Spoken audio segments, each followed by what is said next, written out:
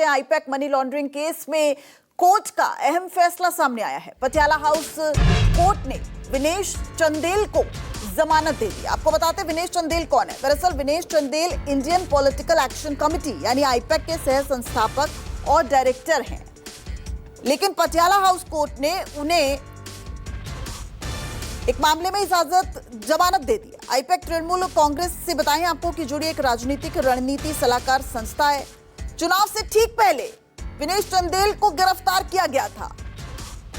Social media post में मोदी और शाह की कितनी बेहतरीन तानाशाही है संजय सिंह ने इस पर कहा। इस पर तमाम राजनीतिक प्रतिक्रियाएं भी सामने आ रही है, वो भी आपको सुनवाएंगे। लेकिन देखिए आईपैक के डायरेक्टर विनेश चंदेल को जमानत दे दी गई है, यानी दोनों चरण के चुनाव जो हैं वो पश्चिम बंगाल के अब खत्म हो चुके हैं और उसके ठीक एक दिन बाद आईपैक के जो सह संस्थापक है उन्हें जमानत दे दी गई।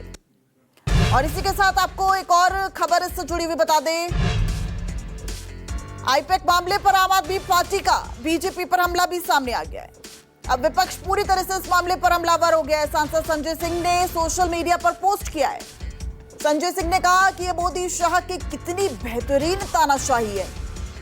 पहले गिरफ्तार करो, टीएमसी के चुनाव को बर्बाद करो और उसके बाद ईडी का कमजोर विरोध कराकर जमानत कर दो।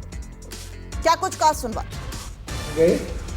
और आईपैक के उस फाउंडर डायरेक्टर को जिसको चुनाव से पहले ईडी ने गिरफ्तार किया था, आज उसको बेल मिल गई और बेल भी लोअर कोर्ट से, जो कि मैंने कभी नहीं सुना कि ईडी की बेल लोअर कोर्ट से मिल जाए।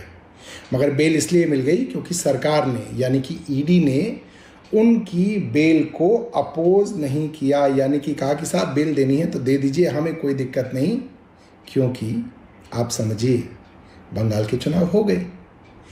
आईपैक जो पिछले कई वर्षों से बंगाल के चुनावों के लिए ममता बनर्जी की पार्टी तृणमूल कांग्रेस को तैयारी करा रही थी, जिनके पास सारी स्ट्रैटेजी थी, जिनके पास सारी प्लानिंग थी, जिनके पास एक एक कैंडिडेट के प्रोफाइल थे, एक एक कॉन्स्टिट्यूएंसी में कैसे जीतेंगे उसके लिए व्यू रचना थी, उसके ऊपर चुनाव से कुछ दिनों पहले छापा मारा जाता है, ऑफिसों में छापा मारा जाता है, उनके फाउंडर और डायरेक्टर को गिरफ्तार कर लिया जाता है ईडी द्वारा और लोगों को भी पूछताछ के लिए बुलाया जाता है।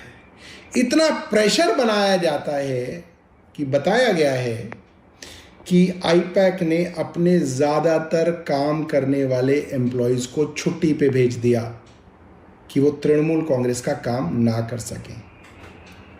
और उसके बाद जब चुनाव खत्म हो गया, कल चुनाव खत्म हुआ और आज ईडी के डायरेक्टर को, माफ़ कीजिएगा, आईपैक के डायरेक्टर फाउंडर को बेल मिल गई।